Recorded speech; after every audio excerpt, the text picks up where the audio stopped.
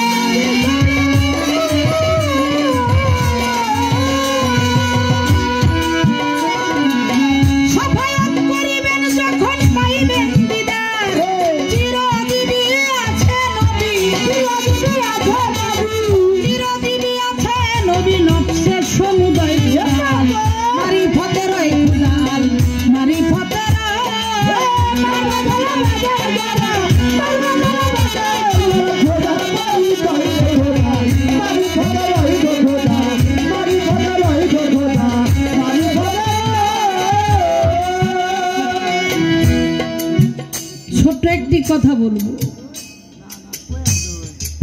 কথাটা হলো এই, আমার হুবেল সরকার ভাই একটি গান করেছেন, এমন একজন লাইলি আছে মজনু নিজেই পাক আল্লাহ। আরবিতে মজনু কয় পাগলের, কিন্তু মজনুর নাম কিন্তু মজনু নয়, মজনুর নাম হলো কায়েস। তিনি লাইলির জন্য এতই দেওয়ানা, এতই পাগল। এই পাগল হওয়ার কারণে আরবি ভাষায় তাকে ডাকা হইতো মজনু। মজনু অর্থ পাগল। তাহলে আল্লাহ নিজেই মজনু কার জন্য? আমার দয়াল নবী, সকলেই বলি সাল্লাল্লাহু আলাইহি ওয়াসাল্লাম। তার এই গানের মধ্যে দেখলাম, আমি শুনতে পেলাম, আমার নবী বলে আমি আওয়ালে, আমি আখেরে, আমি জাহেরে, আমি বাতুনে।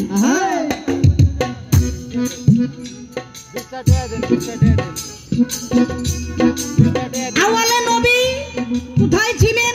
প্রথম। আল্লাহ বলে আমি সর্বপ্রথম সৃষ্টি করেছি আমার মুহাম্মদী নূর। তাহলে আওয়ালে তখন ছিলেন নবীর নূর অবস্থায়। আখের মানে শেষ, জাহের মানে প্রকাশ, গোপন মানে এটা গুপ্ত। আমার দয়াল নবী বলেন আর শরিয়াতু আকওয়ালি, শরীয়ত হলো আমার জবান, তরিকত আমার অবস্থান, হাকিকত আমার কর্ম, মারিফত ইহা আমার গুপ্ত রহস্য। আমি শুধু আমার ভাইয়ের কাছে জানতে যাব, ভাই আজকে যারা শরীয়ত করে তারা বলে আমার নবী মরে গেছে, সবাই বলি নাউজুবিল্লাহ। এটা আপনিও বিশ্বাস করেন নাকি করেন না? এটা আমার একটা পয়েন্ট। যদি আপনি বিশ্বাস করেন তাহলে আপনার সাথে আমার গানটা এবং কথাটা একটু ভিন্নভাবে হবে। আর যদি আপনি বিশ্বাস করেন যে না, নবী আমার হায়াতে জিন্দা আছে, যদি থাকে উনি প্রকাশ্যে নবী কিভাবে আছে? আমার শরীয়তের নবী প্রকাশ্যে যে আছে, এটা আজকে আপনি একটু দেখাই দিবেন। ইনি হলেন শরীয়তের নবী।